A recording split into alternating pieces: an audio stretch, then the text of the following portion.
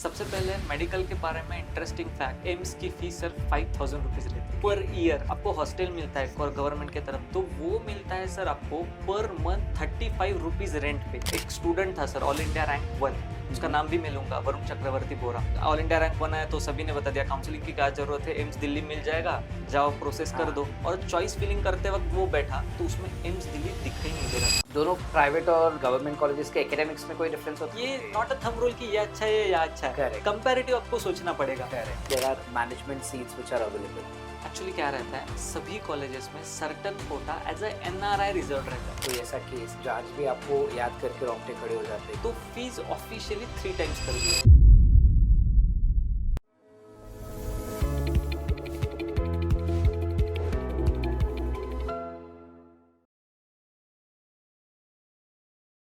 Hello everyone. Every year there are several students who dedicate their entire 2 years, 3 years for giving different types of entrance examinations like NEET, JEE, etc.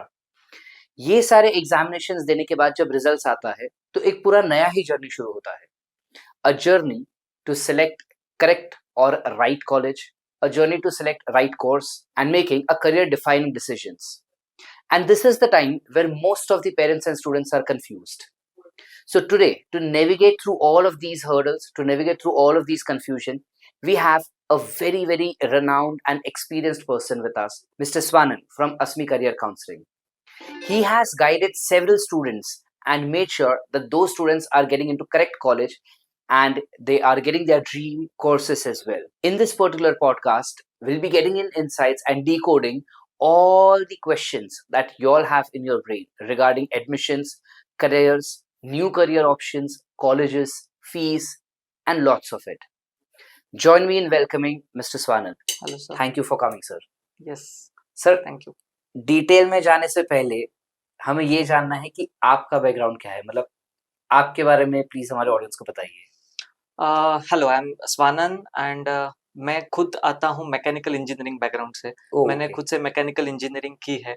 At the time of my career journey मैंने भी इसी process से गया हूँ जिस process से ये student अभी जा रहे हैं। ओके। इसी पैनिक मोड से मैं भी था कि Okay. कौन सा कॉलेज लूं, क्या करूं। पेरेंटल प्रेशर अलग था, मेरे खुद का इंटरेस्ट अलग था, दोस्त अलग कुछ कर रहे थे। ओके। तो ऐसा कंफ्यूजन मैंने भी सब इस प्रोसेस में फॉलो किया है। ओके। तो इस सब प्रोसेस में जब मैं जा रहा था तो ऐसे आया, समझ में आया कि स्टूडेंट इस सब में पैनिक होते हैं, पता नहीं चलता क्या होता है आगे जाके, या फिर मिसगाइडेड हो जाते हैं। कोई तो कुछ तो बता देता है, उसका एक्सपीरियंस 10-20 साल पुराना होता है जो Correct. अभी टाइम रिलेवेंट नहीं होता। Correct. जो रिसेंट स्टूडेंट अभी जो कॉलेज में पढ़ रहे हैं या फिर अभी कॉलेज में जो हो रहा है वो समझ के कॉलेज सिलेक्ट करना इम्पोर्टेंट रहता है। करेक्ट।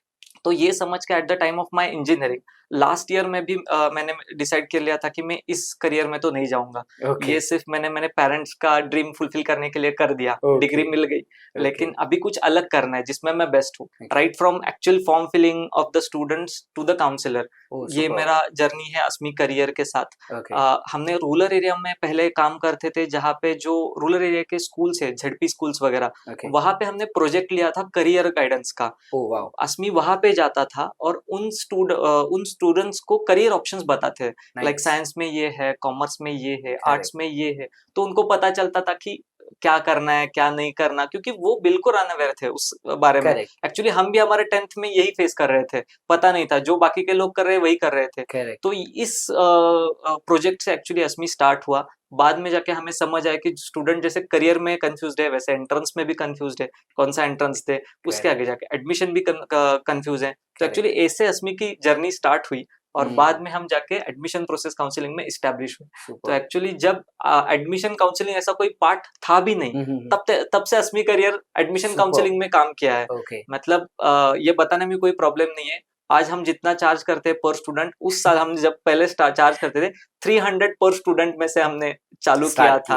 आज जाके हम बहुत एस्टैब्लिश्ड है बहुत जगह। Correct. But then that is a well-deserving cause that you are charging right now. Superb, sir. Yes. Sir, आपने अपने करियर में अस्मी करियर काउंसलिंग के साथ काफी सारे बच्चों को गाइड किया रहेगा। Right. तो आपको कोई एक ऐसा इंसिडेंट याद आता है जो आज भी आपको याद आता है कि यार वो हमने क्रैक कर लिया करके?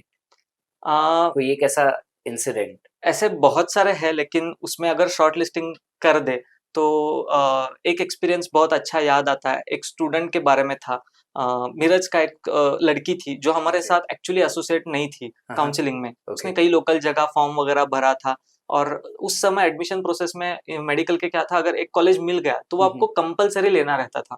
अगर आपने वो नहीं लिया तो आप प्रोसेस से बाहर जाते हो और अगले साल आपको आना पड़ता था। Okay. तो ऐसे एक स्टूडेंट थी, तो उसने एक प्रेफरेंस डाला था, उसने एक कॉलेज डाला था, जो अभी भी कॉलेज है, मुंबई में वो कॉलेज है। उस कॉलेज में उसको अलॉटमेंट आई थी। You can name the college. उस कॉलेज का नाम ले सकते हो। एक्चुअली वो क्या है, वो कॉलेज फी बेनिफिट्स नहीं देता। Okay. वेदांता पालघर करके कॉलेज है। वो Okay. वेदांता पालघर कॉलेज की फीस कैटेगरी बेनिफिट्स नहीं देता। उसकी फीस Okay. उस समय थी 14 लाख समथिंग। Okay. और स्टूडेंट क्या थी, एससी कैटेगरी थी। उसे हम्म, समझ आया था कि फी बेनिफिट्स तो वैसे ही मिलने वाले, तो उसने वो प्रेफरेंस डाल दिया। Okay. लेकिन वो ऐसा अकेला कॉलेज है जो प्रेफरेंस फी बेनिफिट्स नहीं देता। Okay. वो उसे थोड़ी पता था। Correct. तो उसने वो डाल दिया। अलॉटमेंट आने के वजह कॉलेज में गए तो पता चला फीस भरना है। हम्म, फीस भरो या फिर अगले साल आओ, या फिर बीएमएस बीडीएस को जाओ। Okay. तो ये बहुत बड़ा प्रॉब्लम उसके सामने आया था। हाँ। तब जाके वो हमारे पास आई। Okay. हमने डिस्कस किया। हमारे तब के बहुत सारे पेरेंट्स को ये बात बता दी। वो डॉक्टर्स, इंजीनियर बहुत बड़े-बड़े सांगली के थे। उन सब ने ये समझ लिया और उन्होंने ऐसा उसमें वे आउट निकाला कि अगर नेक्स्ट राउंड में करेक्शन कर लिया जाए तो उसे अच्छा कॉलेज मिल सकता है क्या? तो मिल सकता है। तो हमने क्या किया, सेकंड राउंड में उसे अपग्रेडेशन के लिए जाने को बोला, लेकिन Okay. उसके लिए उस कॉलेज की फी भरनी रहती है। तो उतना Correct. तो वो अफोर्ड नहीं कर सकती। 14 लाख कहाँ से लाएगी वो? बराबर. तो उसके कोचिंग क्लास ने, टीचर्स ने, या फिर उस समय के मेरे रजिस्टर पेरेंट्स ने हेल्प की। सर मेरे बच्चों को नहीं मिल रहा है, लेकिन उसकी मदद हो जाए, Correct. पैसे How तो बाद में nice. मिल जाएंगे। तो Correct. उसने उसकी फीस भरी। सेकंड राउंड में उसको अच्छा कॉलेज मिला, तो वो उसका फीस रिफंड मिला, सबको Okay. दे दिया, और वो अच्छे कॉलेज में अभी पढ़ रही है। Super. तो इसका हमने हेल्प कर पाया, ये एक बहुत अचीवमेंट है Achievement इस हो जाता है. प्रोसेस में। Correct sir. जब कभी भी जैसे आपने ये एक्सपीरियंस बोला उसी हिसाब से जब बच्चा फॉर्म फिलिंग करता है या काउंसलिंग लेता है तो उसमें सबसे what is the commonest mistake that a student or a parent does while counselling or selecting a counselling institute? Actually क्या रहता है, स्टूडेंट्स को माउथ पब्लिसिटी से ही किसी काउंसलर के पास जाते हैं और उनसे एडमिशन प्रोसेस का, जर्नी का स्टार्ट करते हैं। लेकिन पेरेंट्स और स्टूडेंट बहुत मिसकंसेप्शंस लेके वहां पे आते हैं, या फिर कोई यूट्यूब का रैंडम वीडियो देख लिया, हाँ. या फिर उनकी गलती नहीं है उसमें, बेसिकली जो Correct. अवेलेबल है वो डाइजेस्ट कर रहे हैं। Correct. और या फिर कोई उनसे इंस्पायर्ड पर्सन रहता है उनके फैमिली में या फिर अड़ोस पड़ोस में, वो उनको बताता है मैं इस कंपनी में जॉब कर रहा हूँ, ये ब्रांच मैंने लिए, इस कॉलेज में किया है, तो आप वहां पे जाओ। Correct. ये लेके आप आके बैठ जाते हैं, सर इस कॉलेज में एडमिशन चाहिए। हम्म. लेकिन वो आदमी उस कॉलेज से 10-20 साल पहले पास आउट हुआ था। Correct. उस समय वो कॉलेज अच्छा था, लेकिन अभी है क्या? या फिर उसे जिस ब्रांड में सक्सेस मिला है उसमें ही तुम्हें मिलेगा, ऐसा थोड़ी है। करेक्ट. तो ये ऐसा कुछ माइंडसेट लेके बैठ जाते हैं, तो ये मिस्टेक हो जाती है उनके वजह से, वहीं पे स्टक रहते हैं। करेक्ट. और नॉलेज बहुत है, लेकिन वो डाइजेस्ट करने की मानसिकता भी नहीं रहती कि ये भी हो सकता है, ये भी हो सकता है। तो सब एक्सप्लोर करके डिसीजन लेना चाहिए। करेक्ट. ये मेजर मिस्टेक मुझे लगता है जो स्टूडेंट Okay. पेरेंट मोस्टली करते हैं। Right. करके वैसा. So what are the 3 myths about admissions and counseling जो आप अभी क्लियर करना चाहोगे? एक तो है कि मेन मिथ जो है कि अभी तो सभी ऑनलाइन अवेलेबल है, चैट जीपीटी पे कुछ भी डालो तो मिल जाएगा, मिल जाता तो क्या जरूरत है किसी काउंसलर के पास जाने की? हाँ. ये कॉमन मिस्टेक सब लोग करते हैं। मैं इंसिडेंट्स भी एक बता दूंगा सर। Sure. एक स्टूडेंट था सर, ऑल इंडिया रैंक 1, उसका नाम भी मैं लूंगा, वरुण चक्रवर्ती बोरा। करेक्ट. ऑल इंडिया रैंक 1 था उसका। करेक्ट. उसने ऑल इंडिया रैंक 1 आया तो सभी ने बता दिया काउंसलिंग की क्या जरूरत है, एम्स दिल्ली मिल जाएगा, जाओ प्रोसेस कर हाँ. दो। तो उसने खुद से रजिस्ट्रेशन करवा दिया, और रजिस्ट्रेशन का डेट अलग रहता है, चॉइस फिलिंग का डेट अलग रहता है। ओके. तो उसने रजिस्ट्रेशन कर दिया, और चॉइस फिलिंग करते वक्त वो बैठा तो उसमें एम्स दिल्ली दिखाई नहीं दे रहा था। He started panicking. उसने अपने कोचिंग से कांटेक्ट किया, कोचिंग के सर ने हमसे कांटेक्ट किया, सर ऐसे कैसे हो रहा है? उसने तो फॉर्म भरा है, हमने रजिस्ट्रेशन का फॉर्म मंगवा लिया उसका। तो उसमें क्या रहता है, आपको टिक करना रहता है आप कहाँ पे जा रहे हो। All India quota, central universities, 15% all India quota, AIIMS. तो उसमें जो एम्स का है उसने टिक ही नहीं किया था, उसे लगा ऑल इंडिया कोटा में वो आ जाएगा। करेक्ट. लेकिन नहीं आता। ओके. तो एक्चुअली सिस्टम की गलती नहीं थी, गलती तो उसकी थी। वो ऑल इंडिया रैंक 1 है, इसका मतलब ये थोड़ी है कि उसको ये सब पता रहेगा। करेक्ट. ये बेसिक छोटी टेक्निकल फॉल्ट है, लेकिन उसने वो कर दिया। तो अभी क्या करे, तो क्या प्रॉब्लम हो जाएगा? तो सबने डिस्कशन कर दिया, कोचिंग ने मतलब तब के एजुकेशन मिनिस्टर तक वो बात पहुंच गई। ओह, बहुत बड़ी इंस्टीट्यूट, ऑल इंडिया रैंक 1 है उसका। करेक्ट तो करेक्ट। उन सब ने उनका सब ये डिसीजन है कि एक स्टूडेंट के लिए नहीं करेक्ट हो सकता, तो सबके लिए करेक्शन विंडो दे दो। तो ओके, चॉइस फिलिंग एक दिन एक्सटेंड हुआ और सबके लिए करेक्शन विंडो आ गई। नाइस, तो ओके। वो उसने वो करेक्ट कर दिया और वो आज जाके एम्स दिल्ली में पढ़ रहा है। अरे सुपर्ब! तो ये सब ऑनलाइन अवेलेबल है, इसलिए आप कर दोगे तो ऐसा नहीं होगा। हाँ, और मैंने जैसा पहले बताया कि स्टूडेंट बहुत इंस्पायर होते हैं उनके कोई रोल मॉडल से, उसने बताया ऐसा होता है, तो वैसा नहीं होता। प्रोसेस हर साल बदलती रहती है। करेक्ट, ऐसा कोई रूल होता है जो हर साल नया आता है। करेक्ट, तो वो अगर आपका इन द टाइमलाइन आपको अगर पता चलता है या फिर आपको मालूम होता, तो आप उससे अच्छे से कर टैकल कर सकते पाते हो। ये कॉमन मिस्टेक्स रहती है और स्टूडेंट की। हुँ, और एक इम्पॉर्टेंट मिस्टेक जो हमारे लोकल एरिया के स्टूडेंट्स के पास मैंने बहुत देखी है, मेजरली सांगली के स्टूडेंट ऐसे रहते हैं, पेरेंट्स के सबकी पहुंच रहती है, हमसे इस पॉलिटिशियन की पहचान है, इस पॉलिटिशियन के हमने इसके दोस्त थे वगैरह वगैरह, सबका रहता है। और डॉक्यूमेंट्स के बारे में वो बहुत अनअवेयर रहता है। हुँ, डॉक्यूमेंट मिल जाएगा ना सर, इसको फोन लगा देंगे तो मिल जाएगा। अभी हुँ, ऐसा प्रोसेस नहीं है। नहीं है, ऑनलाइन प्रोसेस है, उसका एक सर्टेन प्रोसेस रहता है, वो फॉलो करने के बाद ही जाके आपको डॉक्यूमेंट मिलता है। और पेरेंट्स कब जागते हैं, जब आपको एक्चुअल अपलोड करना रहता है। करेक्ट, लेकिन वो विंडो 8 दिन की रहती है। ओके, तो ऐसे सर्टेन डॉक्यूमेंट्स है जो आपको पहले ही निकाल के रहने रेडी हैं। रखने और पड़ते कई हैं, डॉक्यूमेंट की वैलिडिटी रहती है, करेक्ट, तो वैलिडिटी पढ़ते नहीं है, डॉक्यूमेंट निकाला है लेकिन वो एक्सपायर हो गया है। हुँ, तो ऐसा डॉक्यूमेंट पहले ही मालूम हो तो एडमिशन हुँ, प्रोसेस में जाके आपको आसान हो तकलीफ जाता नहीं है। होती। तो what are the list of documents जो बच्चों को काउंसलिंग में शुरू होने के पहले ही रेडी रखने चाहिए?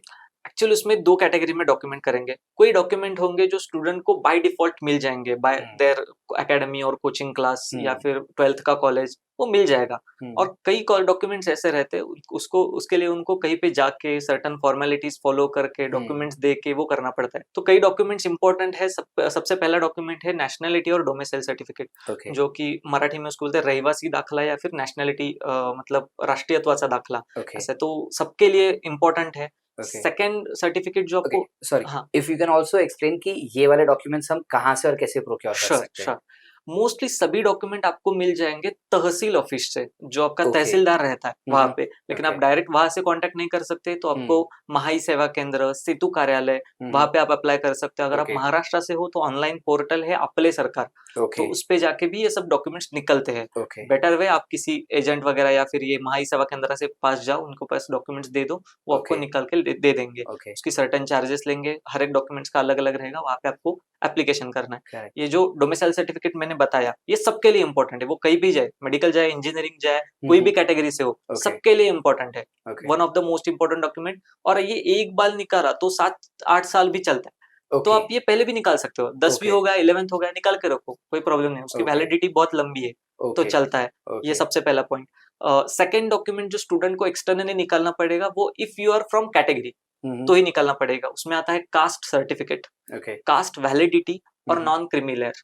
ये जो okay, non creamy layer certificate है, ये हर साल रिन्यू होता है, या ओके, फिर वहां पे नीचे वैलिडिटी लिखी होती है। ओके, तो वो मार्च टू मार्च जो इकोनॉमिक ईयर होता है, हुँ, हुँ, उसके बीच में आपको हर साल निकालना रहता है। ओके, तो वो विद इन दैट टाइमलाइन आपको निकालना पड़ेगा। ओके, एडमिशन टाइम के समय आपको चाहिए होगा। ओके, इसमें भी एक टेक्निकल छोटा ग्लिच है। जो कास्ट सर्टिफिकेट मैंने बोला, वो 2 अलग आता है, हुँ, हुँ, सेंट्रल फॉर्मेट का अलग, स्टेट फॉर्मेट का अलग। ओके, मतलब अगर आप ऑल इंडिया एडमिशन काउंसलिंग के लिए जाओगे हुँ, तो हुँ, आपको सेंट्रल लेवल का सर्टिफिकेट लगेगा। आप स्टेट काउंसलिंग के जाएंगे तो आपका स्टेट लेवल का चलेगा। और वो कहाँ से मिलेंगे वो? सभी तहसील कार्यालय, ओके, सभी ओके, तहसील ओके, कार्यालय से मिलता है। अच्छा, हाँ, तो सभी डॉक्यूमेंट एक ही जगह से मिलने वाले हैं, तो हुँ, आपको अप्लाई एक ही जगह करना है, ओके, लेकिन ओके, आपको ये अलग-अलग डॉक्यूमेंट लगने डॉक्यूमेंट्स वाले रखने पड़ेंगे। हैं। राइट।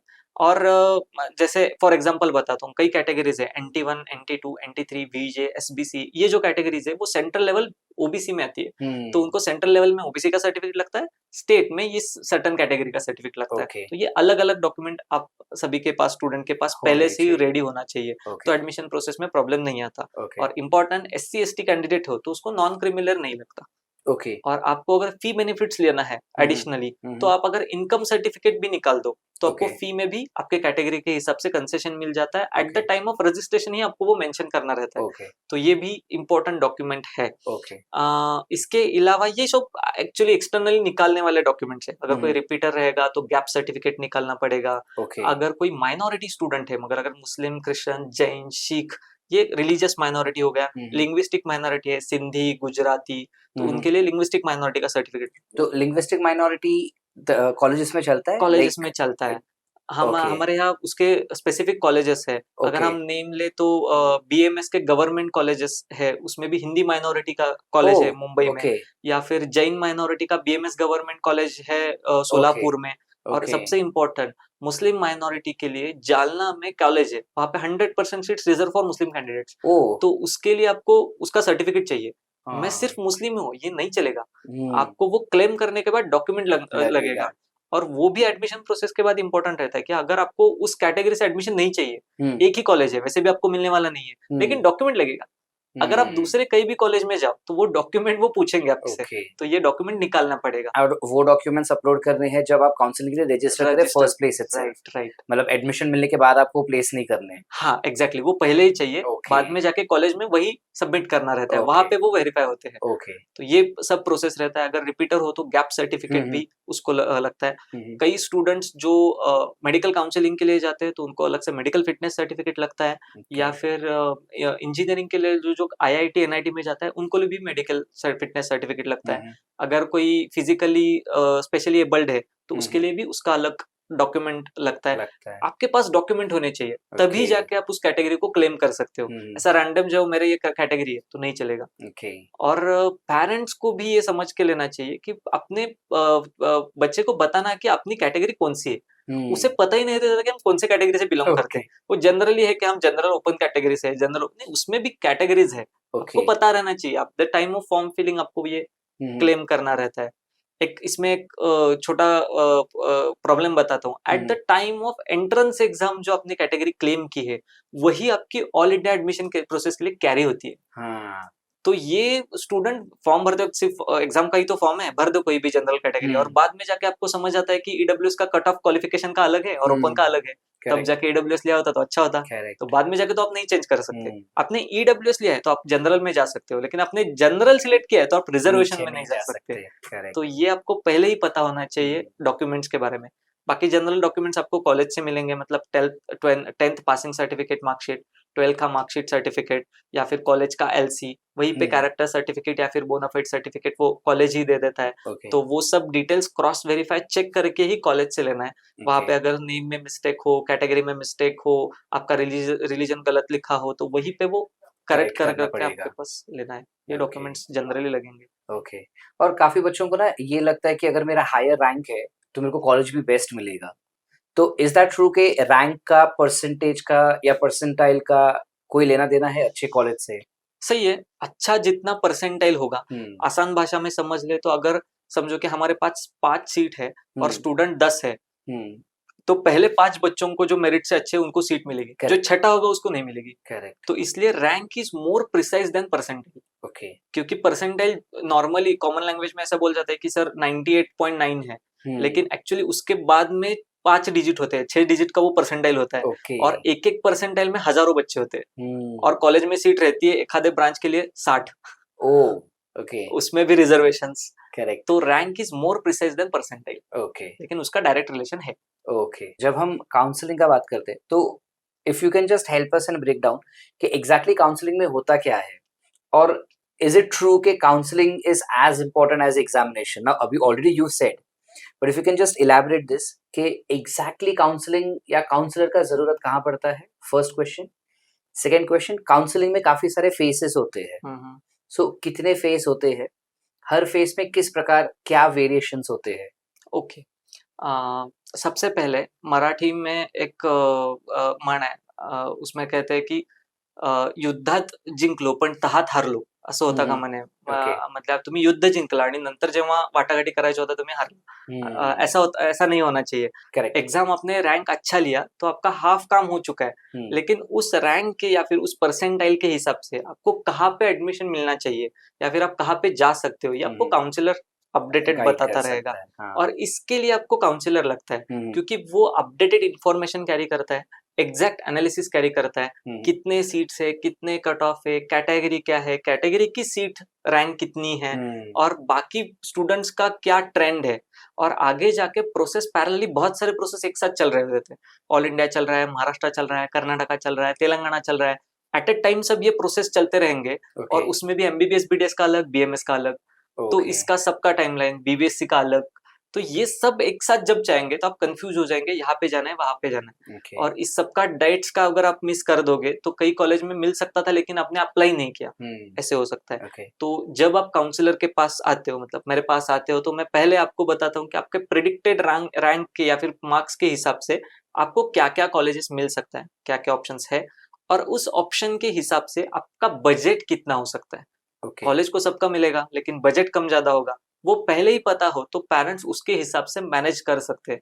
तो वो फिर से उनका बजट और में वो कितना टाइम देते हैं उन लोग फीस भरने के लिए? एक्चुअली जब अलॉटमेंट आता है तो 5-6 दिन में आपको सभी फी भरना रहता है। Okay, all so the fee. If अगर सपोज मैं यहाँ पर सांगली में हूँ या लेट्स से मैं मुंबई में हूँ और मुझे जो कॉलेज मिला वो दिल्ली का मिला है, अब बाय द टाइम मैं वो अमाउंट जमा करूँ या टिकट निकले या व्हाटएवर और वहां पे पहुंचूं, अगर इन Yes, बिटवीन कहीं फॉर सम रीजन लेट्स से बारिश बहुत है, मैं निकल ही नहीं पा रहा हूँ, जैसे अभी हुआ था मुंबई में right, कि right. बारिश बहुत था और कोई भी ट्रांसपोर्ट अवेलेबल नहीं था, so in that case is there any specific window that is available या फिर you have to leave the college? Actually क्या रहता है, जब ऑल इंडिया काउंसलिंग प्रोसेस चल रहे थे तो ये रीजनल एरिया का प्रॉब्लम वो कंसिडर थोड़ा नहीं करते।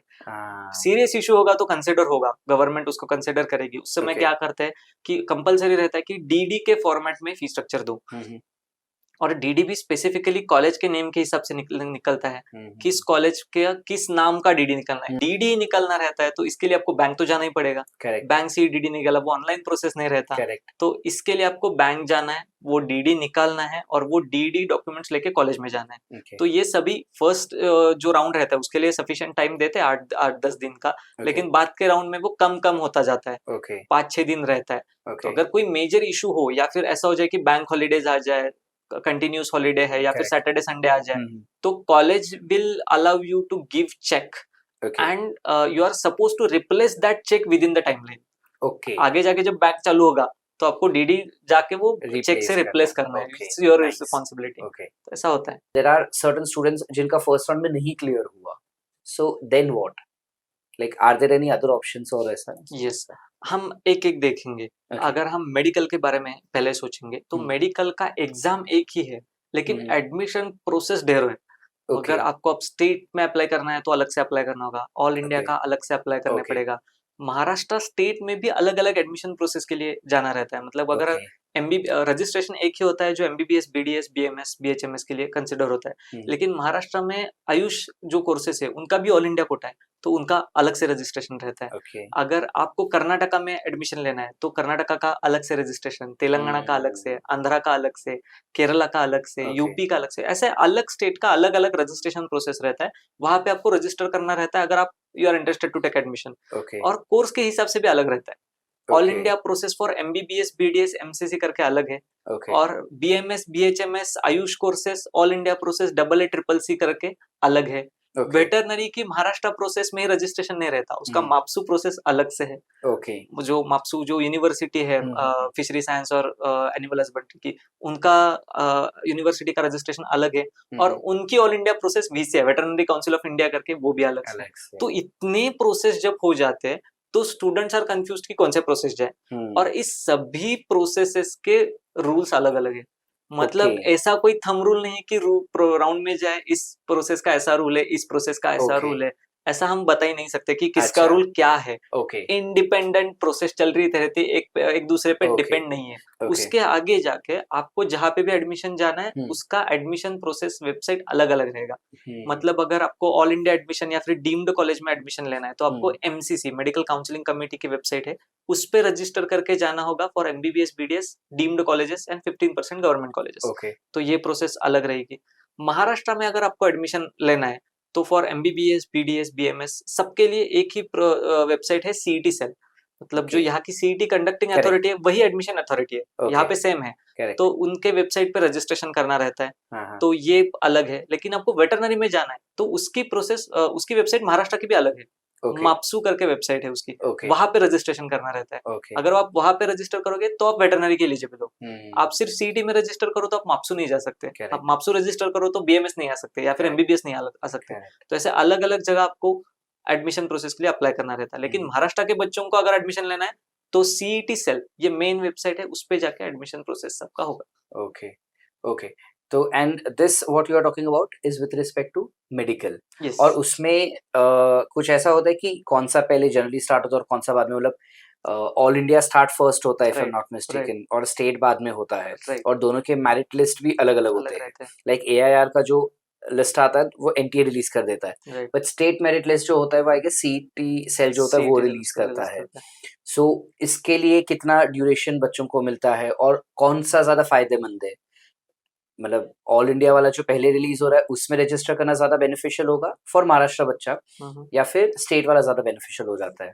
एक्चुअली क्या है, जो गवर्नमेंट ने रूल किया है, मतलब एक्चुअली वो सुप्रीम कोर्ट का जजमेंट है कि पहले ऑल इंडिया का काउंसलिंग चालू होगा, उसके बाद में ही सभी स्टेट का काउंसलिंग पैरेलली चलेगा ओके zigzag वे में। मतलब फर्स्ट ऑल इंडिया का फर्स्ट राउंड होगा, उसके हम्म। बाद में ही स्टेट का फर्स्ट राउंड होगा, ओके सभी स्टेट का। ओके और उसके बाद में ऑल इंडिया का सेकंड राउंड होगा, बाद में जाके स्टेट का सेकंड राउंड होगा। ओके क्योंकि रूल क्या है, ऑल इंडिया प्रोसेस में अगर थर्ड राउंड के बाद कोई बच्चा छोड़ता है, मिलने वाला कॉलेज उसे स्टेट में मिल रहा है इसलिए, तो वो सभी स्टेट में से ब्लॉक हो जाता है, वो कहीं पे भी नहीं अप्लाई कर सकता ऑल इंडिया के थर्ड राउंड के बाद। ओके तो ये रूल होने की वजह से, वैसे ही रूल अलग अलग स्टेट में है। महाराष्ट्र स्टेट में फर्स्ट सेकंड राउंड में अगर थर्ड राउंड में आप एग्जिट करते हो तो बाद में रजिस्टर नहीं कर सकते। ओके ऐसे अलग अलग प्रोसेस का अलग अलग रूल है, इसके हिसाब से आपको चलना रहता है। और महाराष्ट्र बच्चों के लिए दो प्रोसेस इंपॉर्टेंट रहती है, एक सीईटी सेल और एक एमसीसी। और ऑब्वियसली एमसीसी पहले चालू होती है, ऑल इंडिया की है वो, इसलिए स्टूडेंट को वहां पहले रजिस्ट्रेशन करना पड़ता है, बाद में ही महाराष्ट्र का नोटिफिकेशन आता है। ओके और महाराष्ट्र की प्रोसेस लेंदी है, मतलब ऑल इंडिया की प्रोसेस क्या है, सिर्फ मार्क्स फेच करना है, एडमिशन प्रोसेस स्टार्टेड, उसी समय प्रेफरेंस भरना है। ओके महाराष्ट्र का ऐसा प्रोसेस नहीं है। महाराष्ट्र का पहला रजिस्ट्रेशन करो, डॉक्यूमेंट अपलोड करो, बाद में जाके आपने जो अभी रेफर किया एसएमएल, वो वहां पे जनरेट होगा, okay state merit list number. मतलब अगर कोई बच्चे ने महाराष्ट्र में रजिस्ट्रेशन किया ही नहीं तो उसका एसएमएल आएगा ही नहीं, तो वो वहां पे रजिस्टर करेगा, एसएमएल उसको वहां पे मिलेगा, बाद में जाके उनके प्रेफरेंस डालने और बाद में जाके उसके अलॉटमेंट आएगी। तो ऐसे हर एक स्टेट का रूल अलग होने की वजह से महाराष्ट्र प्रोसेस के लिए इम्पोर्टेंट, जो महाराष्ट्र के बच्चे हैं उनको लिए process important MCC and Maharashtra state. Okay and which is more better, मतलब बच्चे को क्या सिलेक्ट करना चाहिए, दोनों या कोई भी एक किया तो बेहतर है? एक्चुअली डिपेंड्स, आपको डीम्ड कॉलेज में जाना है या नहीं जाना है। ओके क्योंकि ऑल इंडिया को जो काउंसलिंग है उसमें कोटा है 15% for government college and 100% for deemed colleges. Okay और प्राइवेट जो काउंसलिंग है, मतलब स्टेट काउंसलिंग, वहां पे जो गवर्नमेंट के रिमेनिंग 85% है, 100% प्राइवेट और गवर्नमेंट के 0।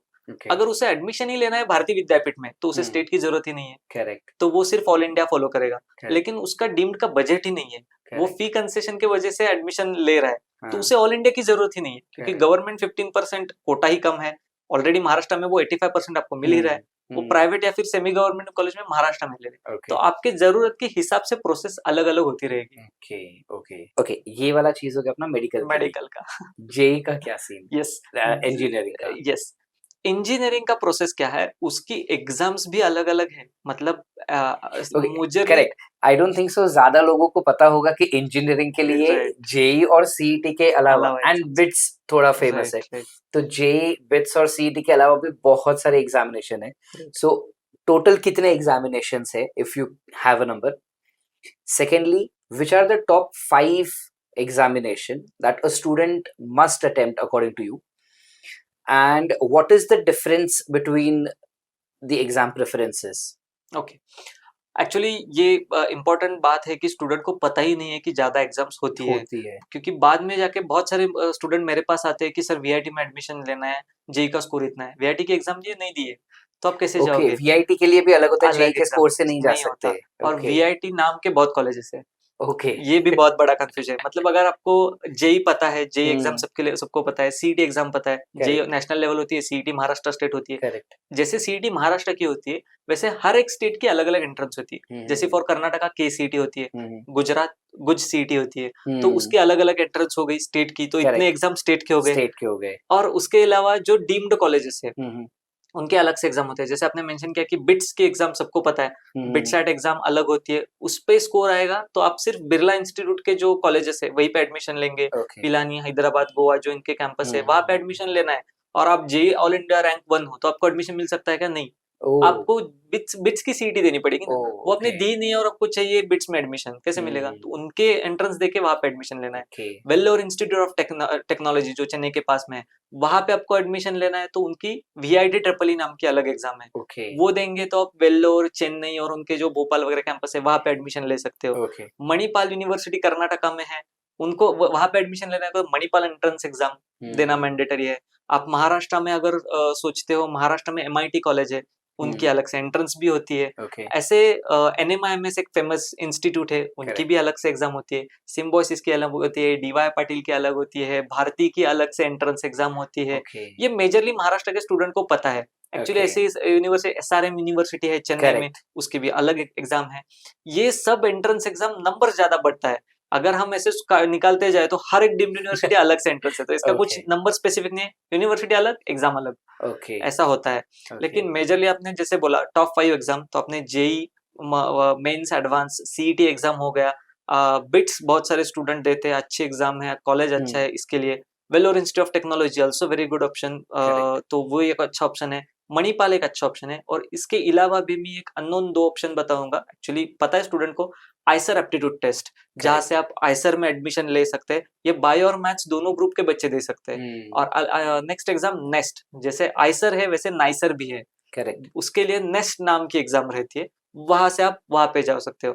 और एक 2 एग्जाम अंडररेटेड है, लेकिन उसका नाम मैं जरूर मेंशन करूंगा, Chennai mathematical institute okay, CMI, उनकी हाँ, अलग से एंट्रेंस एग्जाम होती है। ओके, अगर student is extraordinary in maths, तो इंस्टेड ऑफ गोइंग इंजीनियरिंग वो सीएमआई भी दे सकता है, ओके, और अलग से प्रिपरेशन करने की जरूरत नहीं है। जो जेई एडवांस मेंस का स्कोर जो सिलेबस है, प्रिपरेशन है, उसी सिलेबस पे वो दे सकता है। ओके, और एक है जो आईएसआई, इंडियन स्टैटिस्टिकल इंस्टीट्यूट, हम्म, उसकी भी अलग से एग्जाम होती है। ओके, वो एग्जाम अगर दोगे आप, तो आप वहां पे एडमिशन ले ले सकोगे। सकते तो हैं, इतने एंट्रेंस एग्जाम है, और ओके, ऑब्वियसली जितने एंट्रेंस एग्जाम उतनी एडमिशन काउंसलिंग काउंसलिंग अलग हो प्रोसेस, जाएगा, तो ये करेक्ट, सब सर्किट बहुत बड़ा हो जाता है, और बाद करेक्ट। में जाके कंफ्यूजन हो जाता है कि किस स्कोर पे कहाँ पे जाए। Next question that I had is कि अगर कोई बच्चा काउंसलिंग के समय पे कोई गलती कर देता है डिसीजन लेने में वगैरह, तो क्या उसका पूरा एकेडमिक ईयर वेस्ट हो जाता है या उसको करेक्ट करने का कोई ऑप्शन बचता है उसके पास?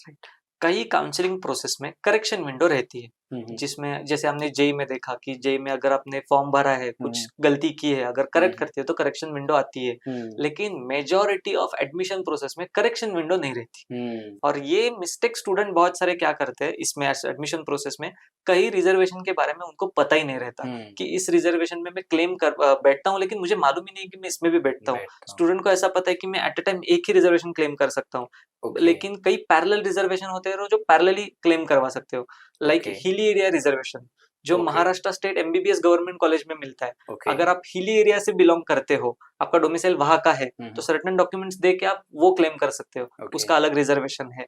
महाराष्ट्र कर्नाटक डिस्ट्रीब्यूट बॉर्डर, जो हम्म, कर्नाटका में है, लेकिन वो भी महाराष्ट्र में एडमिशन ले सकते हैं okay, through this MKB reservation. Okay, orphan, उसका भी 1% रिजर्वेशन है, ओके। उसमें भी आप क्लेम करके महाराष्ट्र में मेडिकल इंजीनियरिंग में एडमिशन ले सकते हो। तो जब बच्चा काउंसलिंग के लिए या फिर प्रेफरेंस लिस्ट दे रहा है, तो can you give one gold की रूल कि जब आप प्रेफरेंसेस सिलेक्ट कर रहे हो अपने कॉलेजेस का, इरिस्पेक्टिव ऑफ मेडिकल और इंजीनियरिंग, व्हाट इज वन की rule that a student should follow so that उसका लिस्टिंग जो है वो एकदम एग्जैक्ट या एक्यूरेट हो और उसको ज्यादा प्रेफरेंसेस या ज्यादा चांसेस हो उसके ड्रीम कॉलेजेस तक जाने का? ओके, तो preference is a main key actually to get best college. अगर करेक्ट। आपका प्रेफरेंस गलत हो गया तो आपके हम्म, कितने भी अच्छे मार्क्स हो, आप गलत कॉलेज में जा सकते हो। ओके। तो आपको प्रेफरेंस अच्छे से देना पड़ेगा।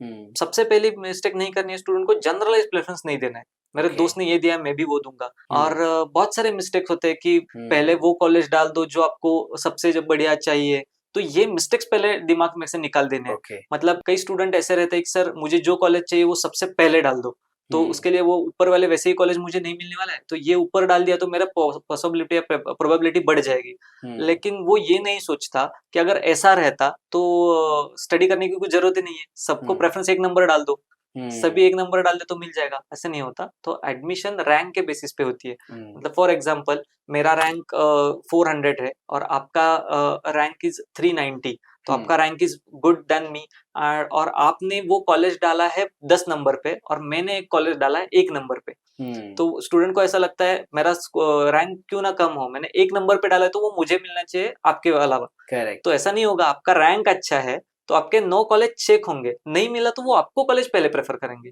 ओके। बाद में इसको करेंगे। ओके। आपने वो एक नंबर पे डाल दिया, इसको आपको कॉलेज दे, तो स्टडी मत करो, प्रेफरेंस एक नंबर पे डाल दो, ऐसा तो नहीं होगा ना। करेक्ट। तो जो होशियार स्टूडेंट है उसको ही सीट मिलनी चाहिए। ओके। तो 390 जिसका स्कोर है उसका स्कोर रैंक अच्छा है रैंक ना, तो अच्छा उसको है। पहले कॉलेज देना चाहिए। करेक्ट। ये मिस्टेक्स अवॉइड करनी चाहिए पहले। ओके।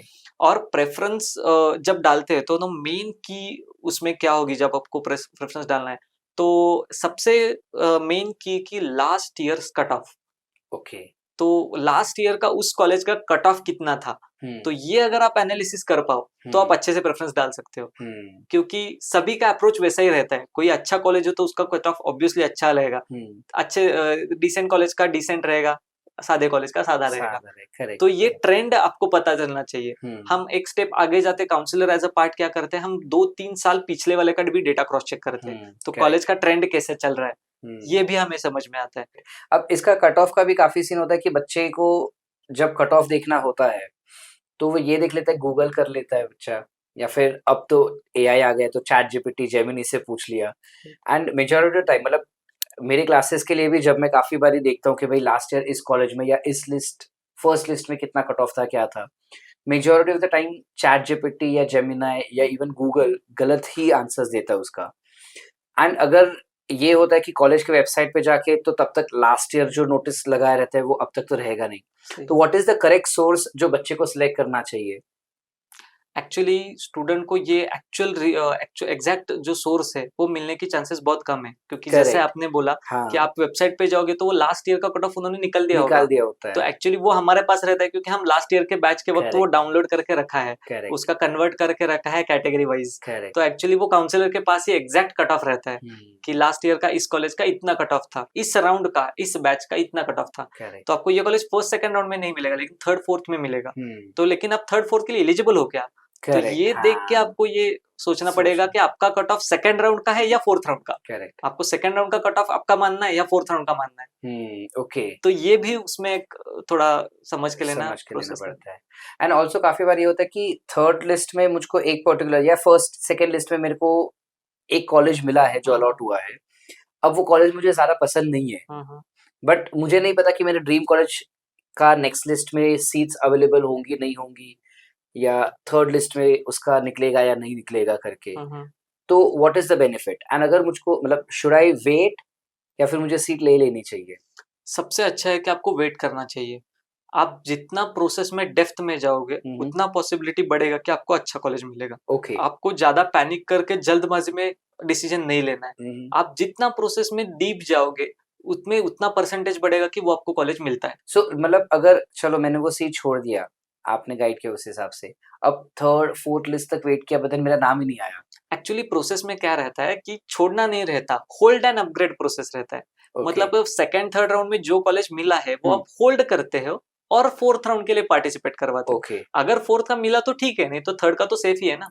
ओके। वो सो तो नहीं जाने वो प्रोसेस कैसे होता है? How do you hold? मतलब प्रोबेबली काफी बच्चे यूज करते हैं कि सीट मैंने फ्रीज करके रखा है Freeze करा। करके, तो वो प्रोसेस एग्जैक्टली क्या होता है उसके अंदर? डू आई उसका have to pay my entire fees and reserve my seat and then come back again for the counselling, या क्या होता है? एक्चुअली वो भी इंजीनियरिंग मेडिकल में अलग अलग है। ओके। इंजीनियरिंग का बताता हूँ आपको, सिर्फ 1000 रुपीज महाराष्ट्र स्टेट काउंसिलिंग का 1000 रुपीज पे करके होल्ड करना है रील। नॉट फ्रीज ऐसा कर कहते हैं उसे, फ्रीज किया तो फाइनल हो गया। ओके। नॉट फ्रीज करके आप नेक्स्ट राउंड में जाते हो।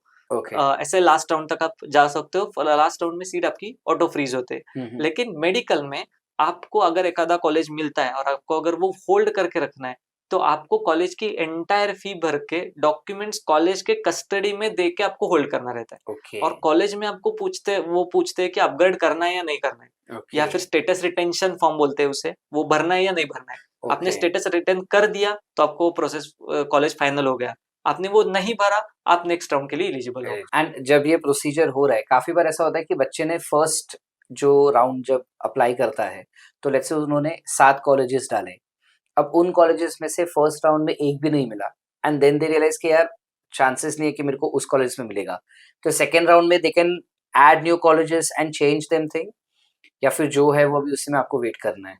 एक्चुअली ये स्टैटिस्टिक्स समझ लेना होगा कि सबसे ज्यादा सीट्स अवेलेबल कब रहती है, ओके फर्स्ट राउंड में रहती है। तो हाँ first round is very crucial, क्योंकि उस समय 100% सीट्स आर वैकेंट। करेक्ट तो आपको सभी प्रेफरेंसेस अच्छे वाले फर्स्ट राउंड में भी भरने हैं। ओके आपको बैकअप ऑप्शन भी सोचना है वो फर्स्ट राउंड में। ओके नहीं मिला तो सेकंड थर्ड राउंड में सोचेंगे, ये स्ट्रेटजी गलत है। ओके आपको पहले ही उसके बारे में सोचना पड़ेगा। और हम्म, इसका भी रूल अलग प्रोसेस के लिए अलग है। ओके मगर आप जोसा मतलब आईआईटी एनआईटी के एडमिशन प्रोसेस के लिए जाओगे तो आप राउंड में प्रेफरेंस चेंज नहीं कर सकते या फिर ऐड नहीं कर सकते। ओके आपने एक बार प्रेफरेंस भर दिए तो वो लास्ट राउंड तक वैसे ही रहते। ओके आप ना डिलीट ना ऐड ना इंटरचेंज कुछ नहीं Okay. कर सकते, वो वैसे Okay. के वैसे ही रहेंगे।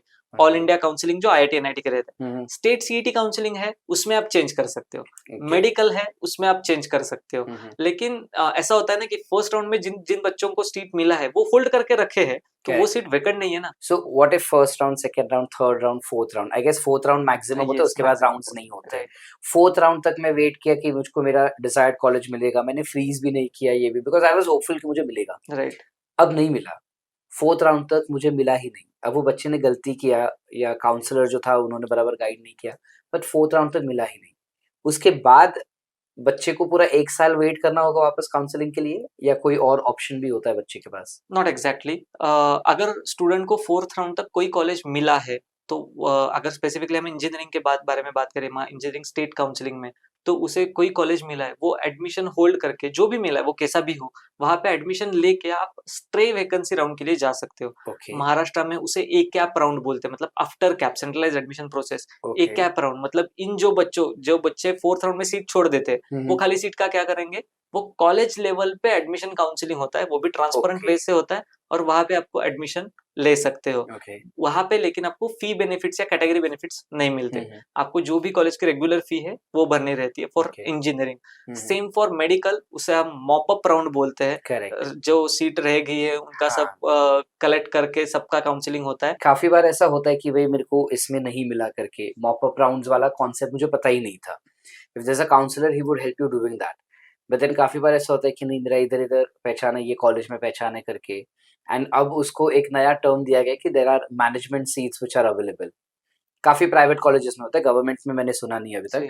तो वो मैनेजमेंट कोटा से जो एडमिशंस होते हैं, प्रिटी मच अपफ्रंटली वो चीजें और वो एडमिशंस भी होते हैं, which according to me is a backdoor entry. Right Like how exactly, like how do you define management quota wala admissions? Actually क्या रहता है, सभी कॉलेजेस में certain quota as a NRI reserve रहता है। Okay.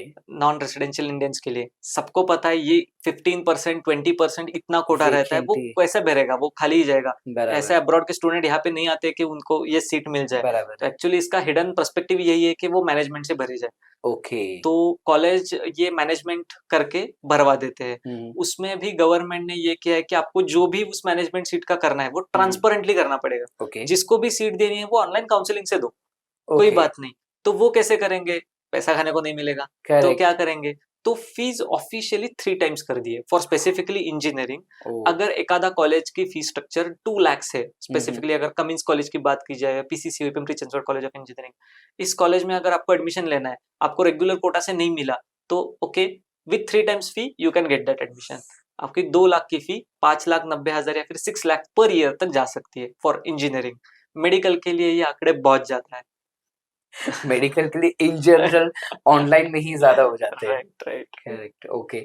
So if you can also break down fees, because काफी बच्चे काफी पेरेंट्स ऐसे होंगे जिनके बच्चे अभी 10th में है एंड उनके बच्चे को काफी एम्बिशियसली मेडिकल में ही जाना है, बट देन फीस में उन्होंने सुना होता है कि हमेशा ज्यादा फीस ही होता है, लाखों करोड़ों में फीस होता है। Since my background is more towards biology and NEET, तो I know that that is not true, but then अगर आपके द्वारा वो मैसेज जाएगा कि फीस में क्या डिफरेंस होता है करके। सबसे पहले मेडिकल के बारे में इंटरेस्टिंग फैक्ट कि एम्स की फीस सिर्फ 5,000 रुपीज रहती है पर ईयर। तो ये ज्यादा तो फी नहीं होगी। करेक्ट। अगर आपको एम्स मिलता है तो काफी है, 5,000 है। और एक इंटरेस्टिंग फैक्ट, हाँ एम्स का आपको हॉस्टल मिलता है गवर्नमेंट के तरफ से या फिर कॉलेज के तरफ से, तो वो मिलता है सर आपको पर मंथ 35 रुपीज रेंट पे, जहाँ पे आपको सिंगल ऑक्यूपेंसी वाला room with AC and separate toilet washroom okay 35 rupees per month, तो काफी Superb. ज्यादा है। लेकिन आपको उसके लिए एम्स मिलना पड़ेगा। थोड़ा नीचे आते हैं, एम्स नहीं मिला तो आपको गवर्नमेंट कॉलेज मिल जाएगा। गवर्नमेंट महाराष्ट्र में अगर कंसिडर करें या फिर ऑल ओवर इंडिया कहीं पे भी कंसिडर करें तो near about fees 1 lakh to 1.5 lakh पर Okay. ईयर, वो भी अफोर्डेबल है। अगर Correct. उसमें भी आप कैटेगरी से बिलोंग करते हो, स्पेशली फॉर महाराष्ट्र, अगर आप एससी हो, एसटी हो, वीजे, NT1, NT2, NT3, SBC इस कैटेगरी से बिलोंग करते हो तो आपकी सभी ट्यूशन फी माफ है। Okay. कुछ भी ट्यूशन फी नहीं बने, और इसमें से ट्यूशन फी कितनी रहती है? 90 to 95%। Correct. तो आपको सिर्फ 5 to 10% जो भी अपने अपने रेट बताया उसमें से भरना पड़ेगा। Correct. सिर्फ हॉस्टल मेस का आपको खर्चा आएगा, उसमें भी एक्सेप्शन होता है, उसमें भी स्कॉलरशिप बहुत जगह Correct. मिलती है। Correct. और सबसे इम्पोर्टेंट थिंग, अगर आपकी फीमेल कैंडिडेट है और आपका बिलो 8 लाख इनकम है, तभी Okay. भी आपको सभी ट्यूशन फी माफ है। महाराष्ट्र Okay. में medical, Irrespective of government or private right, colleges. Private को ही हम सेमी गवर्नमेंट बोलते हैं क्योंकि वहां पे फी बेनिफिट्स मिलती है। Okay. Okay. तो वहां पे सभी फी बेनिफिट्स तो आपको वैसे भी मिलने वाला है। Correct. तो अगर फॉर एग्जांपल काशीबाई नवले पुणे का कॉलेज है, उसका फीस सुने तो चक्कर आ जाता है। 16 लाख रुपीस फीस, सर इतना पर ईयर कहाँ से दे? 4.5 ईयर्स रहना हाँ, खाना अलग से। लेकिन Correct. आप अगर फीमेल हो या फिर इन कैटेगरी में से कहीं पे भी हो तो आपका ट्यूशन फी पूरा गवर्नमेंट भर रहा है सर। Wow. आप डॉक्टर हो जाओ इसलिए गवर्नमेंट ट्राई कर रहा है, Super. आपको सिर्फ वहां पे एडमिशन लेने की ले दे रहे रहे हैं। हैं। आप वहां पे एडमिशन ले तो आपका 16 लाख फी गवर्नमेंट भर रहा है, Okay. सभी फी आपको Nice. गवर्नमेंट भरेगा। Super. आपको वहां पे कोई प्रॉब्लम नहीं है। Private Okay. कॉलेजेस में, जिसको सेमी गवर्नमेंट भी बोलते हैं, सभी में गवर्नमेंट का बेनिफिट्स मिलता है। हम्म। हाँ, स्पेशली अगर आप डीम्ड कॉलेज में जाते हो, लाइक भारती, DY, कृष्णा, केली, MGM, इस कॉलेज में अगर जाते हो तो वहां पे फी बेनिफिट्स नहीं रहती या फिर कैटेगरी Okay. बेनिफिट्स नहीं रहती, Okay. उनकी फी ज्यादा है। कई उसका ट्रू है कि वहां पे फी ज्यादा है, लाइक 25 लाख, 27 लाख, 20 लाख उतने ही है। तो वो भी ध्यान रख के जाना रहता है। कई बच्चों का या फिर पेरेंट्स का बजट है लेकिन उनको ये हिडन फीस नहीं मालूम रहती। Okay. कॉलेजेस की हिडन फीस भी रहती है, वो भी Okay. मालूम करके वहां पे जाना होगा। And what are these hidden fees? For example Krishna college है कराड़ का, MBBS डीम्ड, तो वहां की 26 लाख जो फी है उसमें 7.5 पर ईयर इंक्रीमेंट है कंपाउंड इंटरेस्ट से। तो ये अगर आपको पता है Okay. तो आप मैनेज करके जा सकते हो। Correct. एट हाँ. सेकेंड ईयर आपको पता चला ये इतना फी कैसे बढ़ गई, हाँ. तो उन्हें ये पहले ही बताया था Okay. ये इतना फी बढ़ने वाली है। तो आपको ये पता रहना चाहिए। भारती का भी 5% इंक्रीमेंट है। प्रवरा लोनी कॉलेजेस है, वो लास्ट 2 इयर्स में 10% इंक्रीमेंट And करवाते this हैं। is all legal. हाँ, ऑल लीगल, उन्होंने फी स्ट्रक्चर पे डिक्लेयर किया है। मतलब गवर्नमेंट को भी पता कि ये चीज हो रहा है। यस। राइट। और गवर्नमेंट कॉलेजेस जो होते हैं उसकी फीस क्या होती है? मेडिकल गवर्नमेंट के में 1 से 1.5 लाख तक फीस स्ट्रक्चर रहता है, उसमें भी कंसेशन मिल जाता है। Okay. तो उसका फीस को ज्यादा कुछ मैटर है ही नहीं, Okay. तो Okay. ज्यादा कोई प्रॉब्लम नहीं है। Okay. And what about engineering colleges? अगर हम इंजीनियरिंग के बारे में बात करें तो गवर्नमेंट प्राइवेट कॉलेजेस की फीस स्ट्रक्चर में ज्यादा डिफरेंस नहीं रहता। Okay. गवर्नमेंट की फीस स्ट्रक्चर 1 से 1.5 लाख तक होती है, प्राइवेट कॉलेज का फीस स्ट्रक्चर 1.5 से 2 लाख तक होती है। और काफी ये मिथ भी है कि जो डीम्ड कॉलेजेस होते हैं रिस्पेक्टिव ऑफ मेडिकल और इंजीनियरिंग, उसका first come first serve basis पर भी एडमिशंस होते हैं। इज दैट सो, या उनका भी सेंट्रलाइज्ड प्रोसेस ही है? जो डीम्ड कॉलेजेस है उनका first come first serve admission process होता है क्योंकि उनको सीट्स भरनी है।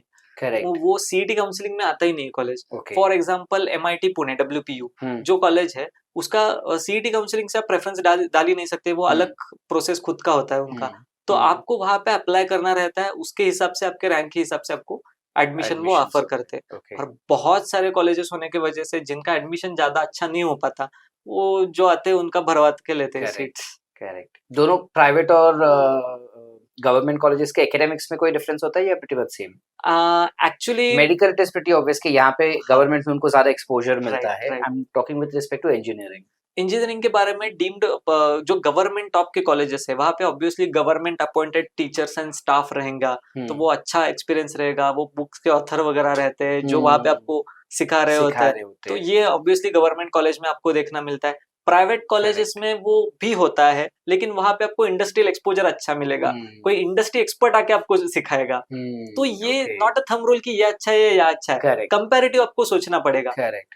यू हैव टू देन, फिर आपने बोला वैसा कि एल्यूमिनाई को पूछो कि कौन सा अच्छा है, कट ऑफ क्या था वगैरह। काफी बार ऐसा होता है कि बच्चों ने एग्जाम दिया लेकिन रिजल्ट्स उनको जो एक्सपेक्टेड था वो नहीं आया, तो उनका जो ड्रीम कॉलेज था वो उनको नहीं मिला। जैसे फॉर एग्जांपल मैं इंजीनियरिंग का बच्चा हूँ और मैंने एग्जामिनेशन दिया जेई का वगैरह, एडवांस दे दिया, बट एडवांस में मुझे आईआईटी लेवल के मार्क्स नहीं आ पाए या I couldn't crack that particular thing और मुझे आईआईटी नहीं मिल रहा है। तो अगर मुझे आईआईटी नहीं मिल रहा है तो क्या कोई ऐसी कॉलेजेस है जो आईआईटी के लेवल पर ही मुझे पढ़ाए या एक्सपोजर दे? ओके, कई कॉलेजेस होते हैं वो जो अभी हमने बात की बिट्स के बारे में, बिरला इंस्टीट्यूट ऑफ टेक्नोलॉजी, मैंने ऐसे कई बच्चे देखे हैं जिन्होंने आईआईटी छोड़ के बिट्स में एडमिशन ले लिया। बट उसने बिट्स के एग्जाम भी नहीं दिए, उसने खाली जेई दिया है। अगर उसने उतना ही एग्जाम दिया है तो उसने सीईटी तो देना रहना पड़ता है, क्योंकि सीईटी के स्कोर पे वो महाराष्ट्र के टॉप कॉलेज में जा सकता है। करेक्ट। अगर उसने ये भी नहीं दिया है तो वो कहीं पे भी नहीं जा सकता। ओके। उसको अच्छा बैकअप ऑप्शन करके कोई एग्जाम देना रहता है। ओके। इसलिए entrance phase is also important. Okay. मैं सिर्फ एडवांस का प्रिपरेशन कर रहा हूँ, मैं जेई मेंस और एडवांस दूंगा बस, और उसने जेई दी है तो उसमें जेई का ऑब्वियसली अच्छा स्कोर होगा, तो वो एनआईटी में जा सकता है, ट्रिपल आईटीज में जा सकता है, जीएफटीएस में जा आर सकता दे है। Equivalent to IIT only? कई कॉलेजेस आईआईटी के बारे में इक्विवेलेंट रहते हैं, जैसे हमने बोला कि आईआईटी के कई न्यूली एस्टेब्लिश्ड कैंपस है, तो उससे अच्छा है कि एनआईटी या ट्रिपल आईटी के प्री एस्टेब्लिश्ड कैंपस। ओके। वो पहले से है, मतलब ये आईआईटी आने से पहले एनआईटी के कैंपस है, तो उनका एस्टेब्लिशमेंट अच्छा है, अलमना नेटवर्क अच्छा है। तो अगर आपको लोअर साइड में आईआईटी प्रेफर करने से अच्छा एनआईटी प्रेफर करो, अच्छा ट्रिपल आईटी प्रेफर करो। कई सर ट्रिपल आईटी तो अभी Indian institute of information technology, जब से कंप्यूटर मार्केट में आया तब से वो इंस्टीट्यूट है, आईआईटी से भी अच्छा ट्रिपल आईटी का प्लेसमेंट है। ओके। इन द न्यू वाले जो रेफरेंस ऑफ आईआईटी पैकेज, हाँ, ओके। ट्रिपल आईटीज का। ओके। क्योंकि वो कंप्यूटर में प्लेसमेंट दे रहे हैं सर, Correct. वो मैकेनिकल या फिर सिविल में दे रहे हैं। Computer Correct. का प्लेसमेंट ऑब्वियसली इस जमाने में अच्छा रहेगा। बराबर है। नियर अबाउट अच्छे ट्रिपल आईटीज का सर पैकेज 27-28 लाख तक एवरेज पैकेज जा रहा है ट्रिपल आईटीज का, सुपर, जो ये लोअर साइड के आईआईटी से भी अच्छा है। विद रिस्पेक्ट टू कॉलेजेस जो इस वक्त बात हो रहा है, तो बच्चों को आइडियली क्या प्रायोरिटाइज करना चाहिए, ब्रांच या कॉलेज? हाँ, like pretty much to the extension of what you explained. Right. मैं एक लमसम में आपको एग्जांपल देके बताता हूँ। अगर स्टूडेंट चाहता होगा कि मुझे सर आगे जाके एमबीए इज माय टारगेट, या फिर मैं अब्रॉड एजुकेशन के लिए जाना चाहता हूँ, या फिर मैं MPSC UPSC is my target, मुझे आईएएस आईपीएस होना है, इट्स माय मेन एम, तो इस समय आपको ब्रांच का लिमिटेशन आएगा ही नहीं। आप कोई भी ब्रांच से जाओ, लेकिन आपको अगर अच्छा कॉलेज मिलता है तो आपको अच्छा एकेडमिक्स मिलेगा, अच्छा एनवायरनमेंट मिलेगा, अच्छा एक्सपोजर मिलेगा, तो आप वहां पे ब्रांच कॉम्प्रोमाइज कर सकते हो। लेकिन एक्चुअल योर एम ऐसा है कि सर मुझे कुछ रिसर्च करना है, मुझे कंप्यूटर या फिर मैकेनिकल में इंटरेस्ट है और उसमें मुझे रिसर्च करना है सर, मुझे जर्मनी में जाना है जहाँ पे कार मैन्युफैक्चर होती है और मुझे बीएमडब्ल्यू में काम करना है sir, that's my biggest aim. तो आप ब्रांच कैसे कॉम्प्रोमाइज करोगे? अगर आपको इस रिलेटेड काम करना है तो आपको उसके ब्रांच का रिलेटेड कुछ सीखना पड़ेगा। तो इट्स ऑल्सो डिपेंड्स और चेंजेस पर्सन टू पर्सन। आपको ये थंब रूल नहीं है कि इसको इम्पोर्टेंस देना है, इसको इम्पोर्टेंस देना है। अभी काफी सारे नए अपकमिंग कोर्सेस आ रहे, तो इतने जो आपने बच्चों को काउंसिल किया है, उनके एडमिशंस करवा के दिए हैं, आपके अकॉर्डिंगली इस वक्त कौन से ऐसे 5 करियर्स है, इरिस्पेक्टिव ऑफ मेडिकल और इंजीनियरिंग, जो आगे 10 साल के लिए अगर हम विजन देखें तो बेस्ट करियर्स हो सकते हैं? यस, मतलब जो जनरली पेरेंट्स को या स्टूडेंट्स को नहीं पता होते। एक्चुअली क्या है कि अभी तो ये है कि बहुत सारे बच्चे ऐसे रहते हैं कि 10th के बाद ये डिसीजन लेना इज वेरी इंपॉर्टेंट कि कौन से ब्रांच में जाए या फिर कौन से स्पेशलाइजेशन में जाए, आर्ट्स ले, कॉमर्स ले या साइंस ले। लेकिन मैं सजेस्ट करता हूँ साइंस ले, क्योंकि इससे आपको बहुत सारे अपॉर्चुनिटीज ओपन रहती है। मतलब अगर आपने कॉमर्स साइंस चूज कर दिया और आपको आगे जाके सीए करना है, कर सकते हो, कोई बात नहीं। आपको जाके हिस्ट्री पढ़नी है, पढ़ सकते हो। सो ज्यादा से ज्यादा ऑप्शन आपको साइंस से ओपन रहेंगे। तो आई थिंक कि आफ्टर 10th आपको साइंस लेना चाहिए, तो ऑप्शन सभी ओपन रहते हैं फॉर फर्स्ट थिंग। और अगर करियर के बारे में स्पेसिफिकली बोला जाए तो अभी तो चलती है मार्केट में मेडिकल और इंजीनियरिंग की। उसमें भी सबसे स्पेसिफिकली बोला जाए तो एज अ कंप्यूटर इंजीनियरिंग सबसे ऊपर है एज अ प्लेसमेंट वाइज, और सबको जाना है। और सेकंड एमबीबीएस कंप्यूटर साइंस, और सेकंड मेडिकल में एमबीबीएस। तो सबको ये 2 जगह जाना है। अगर इसमें ये 2 जगह छोड़ दे तो और कई कौन से जगह है जहाँ पे आप जा सकते हो? तो वो भी एक्चुअली साइंस रिलेटेड ही आएगी, वो है रिसर्च। आप इन दोनों के साथ रिसर्च में जा सकते हो। जैसे मैंने आइसर और नाइसर का ऑप्शन बताया, वहां पे आप आगे जा सकते हो, क्योंकि इंडिया और वर्ल्ड सबकी नीड ये है कि रिसर्च में बहुत कम अभी रिसेंट में कुछ डेवलपमेंट कम है। Do they have money in that? Because काफी पेरेंट्स को ये हो जाता है कि रिसर्च में जाना मतलब पीएचडी भी करना पड़ेगा, उसके बाद उतना अमाउंट मिलेगा नहीं मिलेगा, क्योंकि जनरल कॉन्सेप्ट जो पेरेंट्स थोड़े बहुत नॉलेजेबल है उनको पता होता है कि रिसर्च अब तो बच्चे यंग एज में कर लेते हैं, बट अगर मैं मेरे पेरेंट्स का बात करूँ या हमारे जनरेशन के पेरेंट्स का बात करें, तो उनको ये होता है कि रिसर्चर जो होता है या साइंटिस्ट जो होता है वो वाइट बाल वाले, घुंघराले बाल, इतने बड़े-बड़े, सही खाना पीना नहीं पता, वो होता है। But I know that's a myth, सही राइट? है। So is that truly a myth or there are some other aspects of research as a career as well? मतलब monetarily is that worth going into? Definitely worth going into, because क्या है कि जो आपने बताया कि वो पहले की कंसेप्ट थी कि रिसर्च में ऐसा ऐसा ऐसा होता है, Correct. लेकिन अभी कोई भी कंपनी में जाओ, कोई भी एमएनसी में जाओ, उनका स्पेशल विंग होता है research and development, Correct. R&D बोलते हैं उसमें। Correct. ये रिसर्च किए हुए बच्चे वहीं पे ही जाएंगे ना, Okay. तो उनका पैकेज तो इन सबसे ज्यादा है, ज्यादा है। क्योंकि वो Correct. रिसर्च एंड डेवलप में काम कर रहे हैं, तो उनका मनी मेकिंग होगा क्या? डेफिनेटली होगा। Okay. तो सबसे इम्पोर्टेंट थिंग इज कि आपको पैशन फॉलो करना चाहिए। Correct. जो आपका पैशन है उसमें आप अगर जाओगे तो आप डेफिनेटली वहां पे सक्सेस हो जाओगे। Correct. थोड़ा मुझे ऐसा लगता है कि सर पैसे 2 पैसे कम मिलेंगे, लेकिन आपका वर्क सेटिस्फेक्शन बहुत अच्छा रहेगा, Perfect. तो Correct. वो उसे ज्यादा इंपॉर्टेंस देना पड़ेगा। अगर आपको वर्क सेटिस्फेक्शन मिल रहा है ना, तो Hmm. Money eventually will come to you, उसका Absolutely. कोई प्रॉब्लम नहीं रहता। And also एकदम संक्षिप्त में कि अपना जो मेडिकल के कोर्सेज होते हैं, तो if I talk about medical courses, जो बच्चे हमारे पास आते हैं, the immediate courses that they are aware about is के एमबीबीएस है, बीडीएस है, Ayurvedic, homeopathy, physiotherapy, pharmacy right. And veterinary sciences, some of them no. इन 7 कोर्सेज के अलावा बहुत सारे दूसरे कोर्सेज भी होते हैं मेडिकल फील्ड के लिए, जो उनको पता ही नहीं होते। अब उन मेडिकल फील्ड्स में से जो अच्छे हैं, जो अपकमिंग है, फ्यूचर के लिए भी है और मॉनिटरीली भी अच्छे हैं, तो can you name those 5 to 6 courses ऐसे कि जो बच्चे कर सकते हैं मेडिकल के लिए?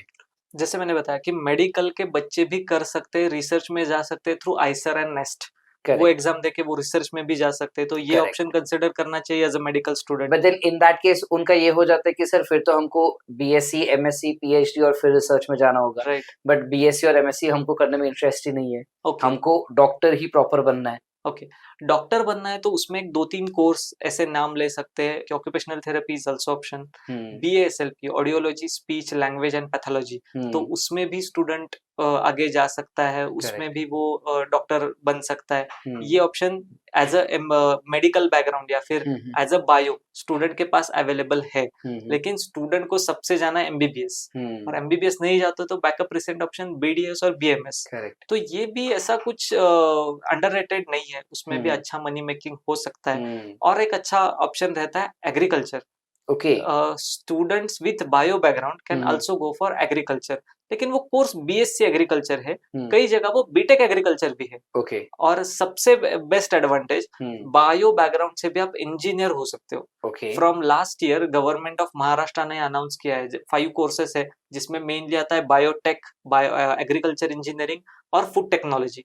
ये बीटेक के कोर्स है, बैचलर इन टेक्नोलॉजी। ये बीटेक के कोर्स विथ बायो बैकग्राउंड आप कर सकते हो। उसके उसके लिए आपको सीईटी देनी पड़ेगी, पीसीबी की, पीसीएम की जरूरत नहीं है। पीसीबी की सीईटी आप दोगे तो भी वहां पे आप पीसीएम के स्टूडेंट के साथ कॉम्पीट करके वहां पे भी एडमिशन ले सकते हो।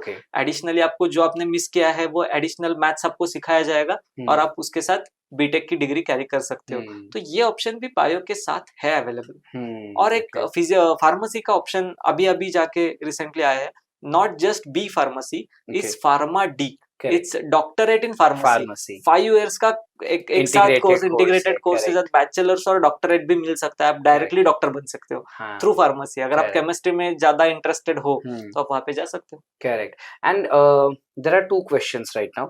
एक तो पहले मेडिकल फील्ड के लिए, जहाँ पे क्या बच्चा नीट दे के फार्मेसी कर सकता है या सीईटी से? बिकॉज महाराष्ट्र गवर्नमेंट ने सीईटी कंपलसरी किया, मतलब CET they've kept it reserved for pharmacy, but NEET का बच्चा अगर फार्मेसी दे रहा है तो क्या उसके लिए अलग कोटा होता है? बताता हूँ, जैसे इंजीनियरिंग में सीईटी का कोटा रहता है और जेई से भी स्टूडेंट आ सकता है। करेक्ट। इंजीनियरिंग में 15% seats reserve for all India quota. Same pharmacy में भी 15% seats reserve for all India quota.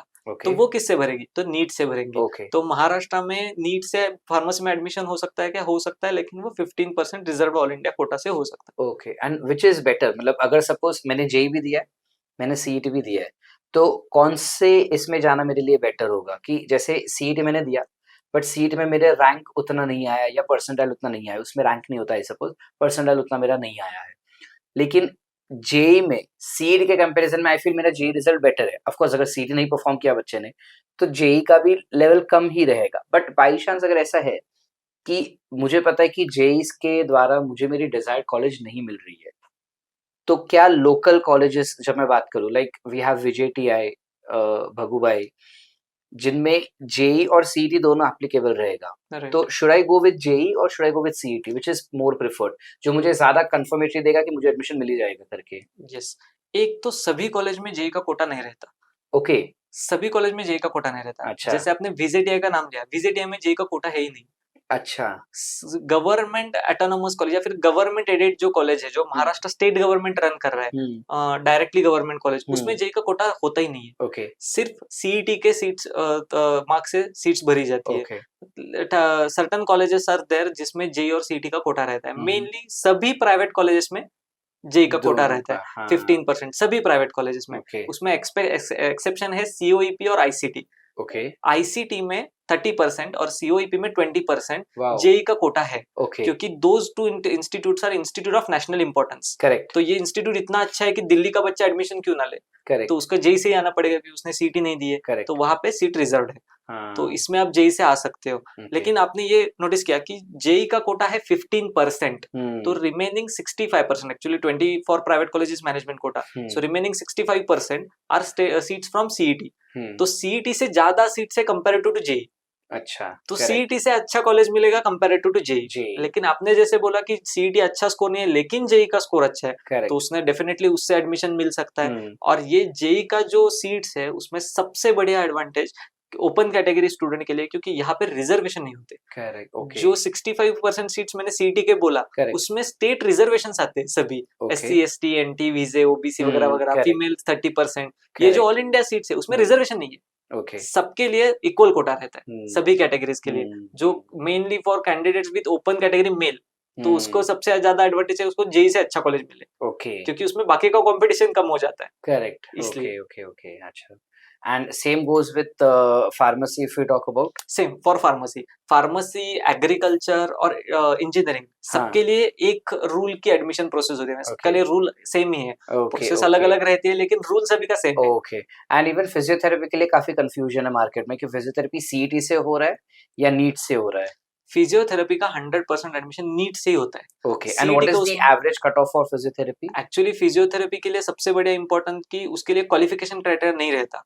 मतलब जो 140 150 परसेंटाइल क्वालिफिकेशन क्राइटेरिया क्रॉस करना रहता है, वो फिजियोथेरेपी के लिए कंपल्सरी नहीं है। Okay, meaning you just have to appear for NEET examination और तुम्हारा फिजियोथेरेपी फाइनल है। More specifically have positive score in NEET. Correct. तो कोई भी होगा तो भी एडमिशन मिल सकता है, क्योंकि नंबर ऑफ कॉलेजेस है, लास्ट में जाके बहुत कम कट ऑफ आता है, तो किसी को भी एडमिशन मिल सकता है। So do we have government colleges for physiotherapy as well? Yes, government colleges, Maharashtra and Mumbai. Yes, उसका कट ऑफ बीएमएस से भी ऊपर लगता है। Okay. क्योंकि गवर्नमेंट कॉलेजेस में सीट्स कम है, तो उसके लिए उसका कट ऑफ बीएमएस गवर्नमेंट के आसपास लगता है। तो वो भी बहुत डिमांडिंग वाला कोर्स है, लेकिन admission on the basis of NEET only. उसके लिए सीईटी से एडमिशन नहीं होता। हाँ, लेकिन कई डीम्ड कॉलेजेस है लाइक कृष्णा, केली या फिर डीवाई भारती, उनका अलग से एंट्रेंस एग्जामिनेशन होता है, तो उसके लिए उस सीईटी से वहां पे एडमिशन होगा। वो नीट से एडमिशन नहीं लेते, उनका अलग एडमिशन प्रोसेस रहता है। वो सीईटी यानी गवर्नमेंट सीईटी, उनका प्राइवेट कॉलेज सीईटी नहीं, कॉलेज का सीईटी ना कि गवर्नमेंट का। कॉलेज खुद से सीईटी लेता है, उसके लिए भी फॉर्म अलग से उनको भरना होगा, एग्जामिनेशन डेट अलग होगा। वो स्किप हुआ तो उसका कोई स्कोप नहीं वहां पे। तो then you have to be very focused कि फिजियोथेरेपी करना है, इस कॉलेज से करना है, तो उसका एग्जाम भी देना ही होगा अपने को। ओके। अब कुछ बच्चे ऐसे होंगे जो 8 9 10 में वो ये सब सुन के बोले कि सर ना जेई देना है, ना सीईटी देना है, ना एमबीबीएस देना है, right? So there are options जो ऑथेंटिकली पेरेंट्स को पता होता है, वो ये होता है कि डिप्लोमा कर ले भाई, राइट, एंड या तो बीएससी एमएससी कर ले, राइट। तो which is more better than in that case? Should a person go for diploma, या फिर जो वो नेगेटिव थॉट लेके चल रहे हैं जेई सीईटी के लिए वो लेना चाहिए, या फिर BSc MSc is also good option? Actually क्या है, आफ्टर 10th आपको 11th 12th के लिए आर्ट्स कॉमर्स साइंस आप चूज कर सकते हो। आपको साइंस लेना है और साइंस में आपको डर लगेगा सीईटी है, जेई है, नीट है, सर ने इतना टफ है, तो वो छोड़ देते, डिप्लोमा से एडमिशन ले, वहां पे एंट्रेंस एग्जाम कुछ नहीं है, एंड 3 इयर्स का डिप्लोमा कर दे, डायरेक्ट सेकेंड ईयर में एडमिशन मिल जाएगा। तो ये झंझट नहीं होगी और फीस स्ट्रक्चर भी कंसेशन वगैरह मिल जाता है तो वही अच्छा है। अल्टीमेटली अगर इंजीनियरिंग करना है तो डिप्लोमा से क्यों ना जाए।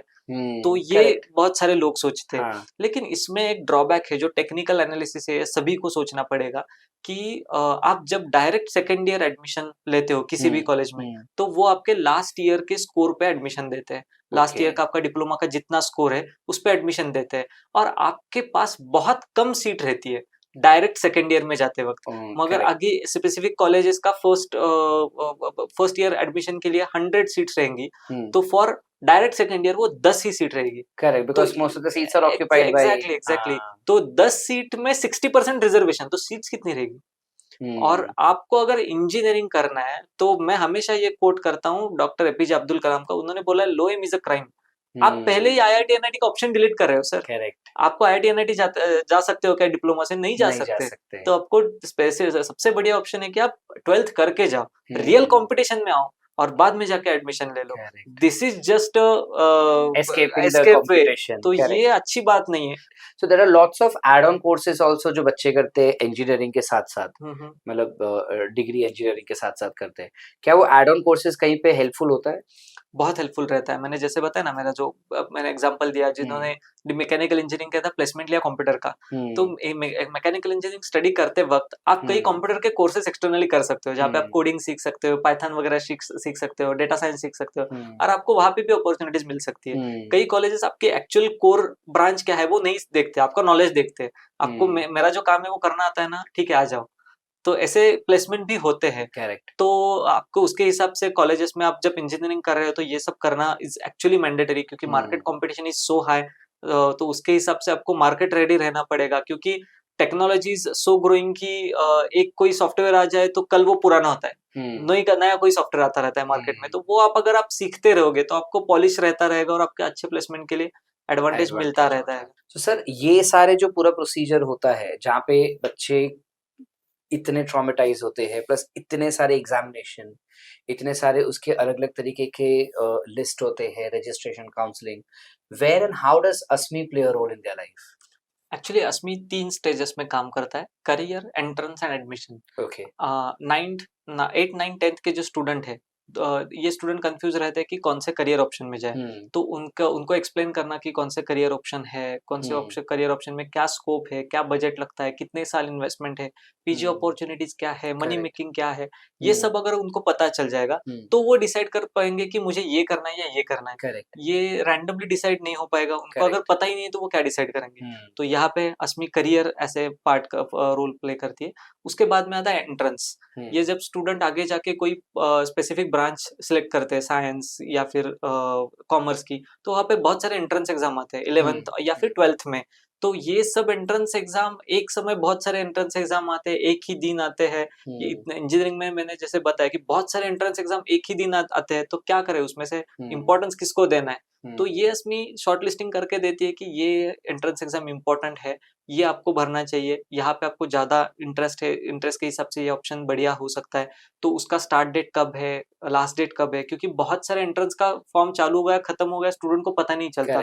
Students are involved in their academics, तो उनको पता ही नहीं है कि वीआईटी का फॉर्म चालू कब हुआ, खत्म कब हुआ, आईसर का कभी चालू हुआ, खत्म कब खत्म हुआ। तो ये सब अस्मी उनको अपडेट करती है एग्जैक्टली कि ये स्टार्ट डेट, लास्ट डेट, फी भरना कितना है, एडमिट कार्ड कब आएगा, कॉलेज एग्जाम कैसे रहेगा, कहाँ पे रहेगा, ये सब अस्मी एज ए एंट्रेंस हेल्प करती है। और उसमें बाद में जाके जब स्टूडेंट का एग्जाम होता है तो उस पे प्रेडिक्टेड स्कोर पे कहाँ पे एडमिशन मिल सकता है, क्या बजट हो सकता है, ये सब अस्मी स्टूडेंट पेरेंट को काउंसिल करती है। और after result actual admission process की बहुत सारे एडमिशन प्रोसेस है, कहाँ जाए, कहाँ पे कौन सी पॉसिबिलिटी है, कितना बजट हो सकता है।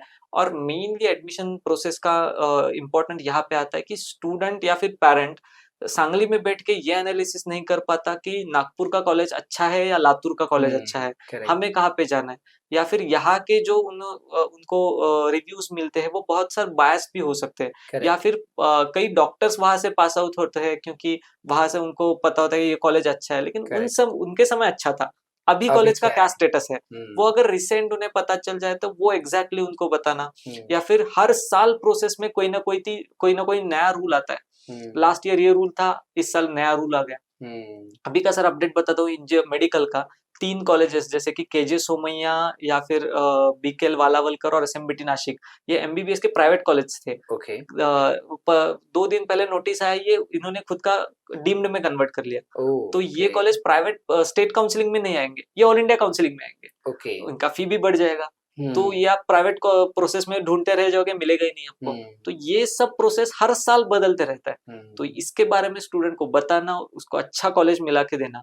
कॉलेज मिलने के बाद भी अस्मी का काम खत्म नहीं होता। अस्मी वहां पे भी आपको हेल्प करता है।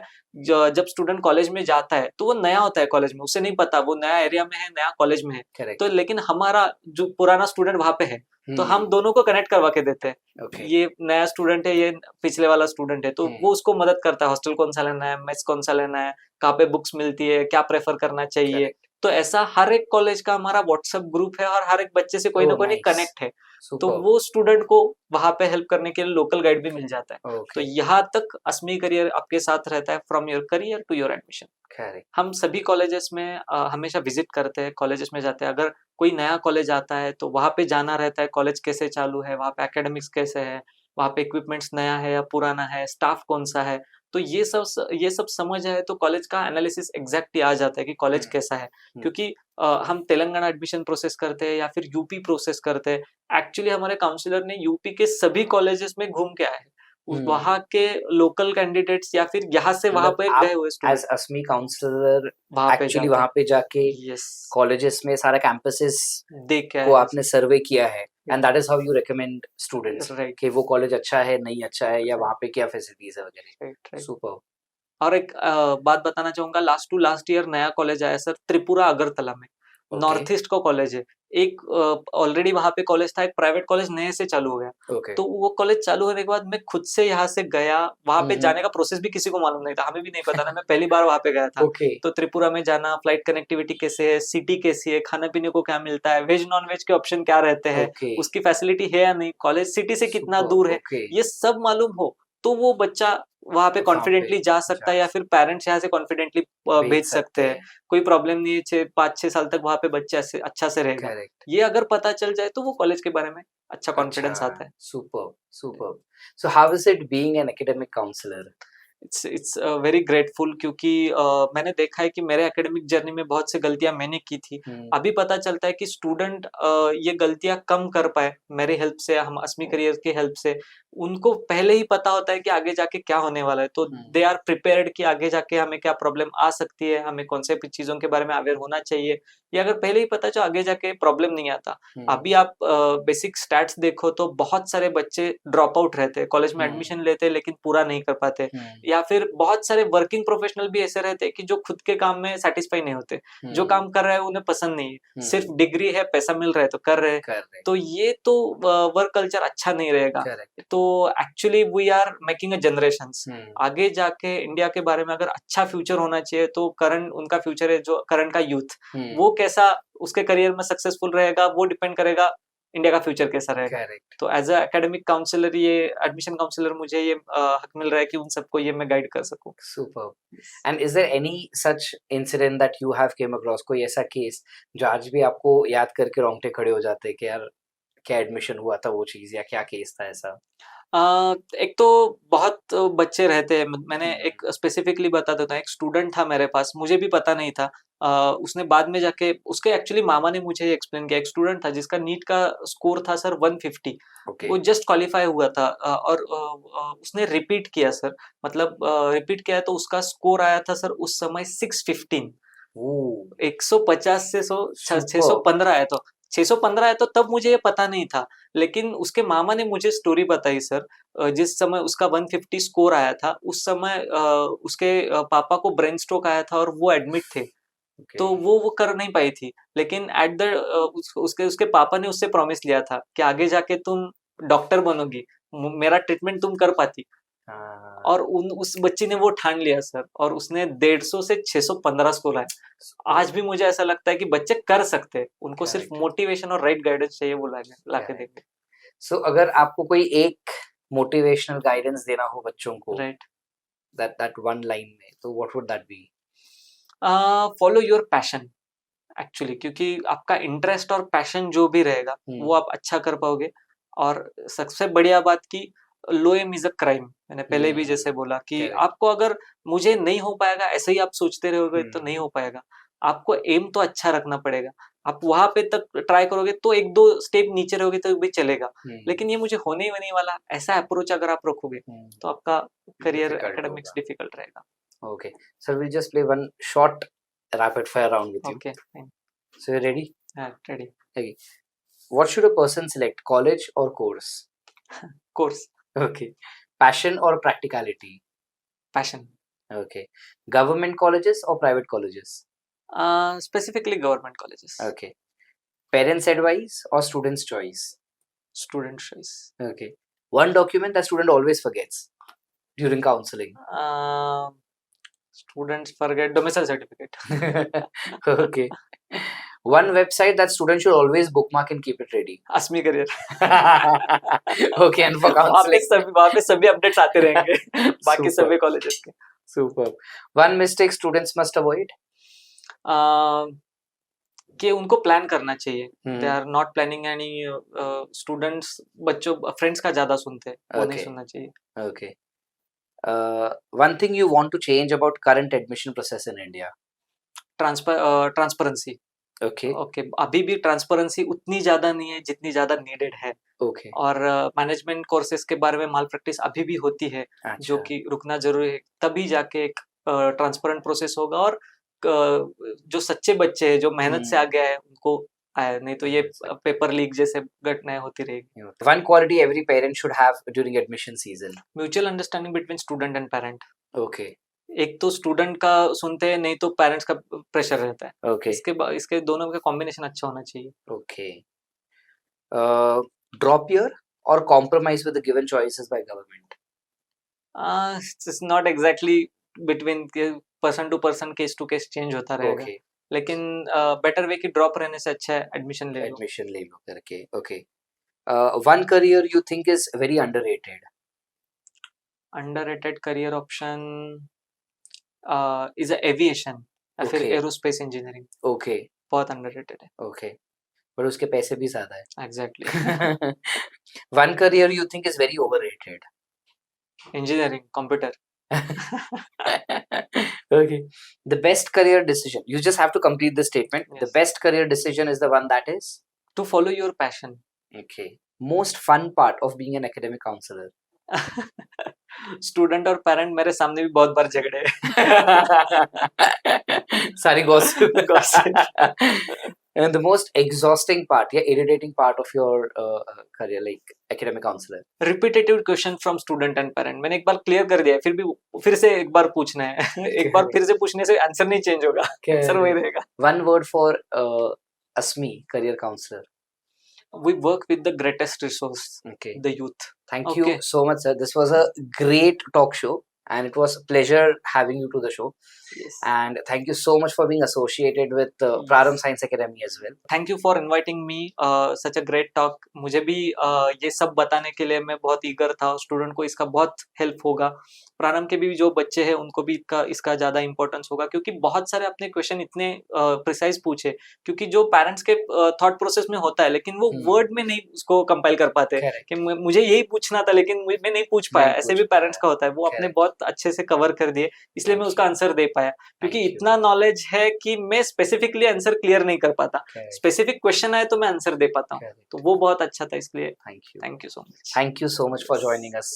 Thank you so much. Yes, thank you.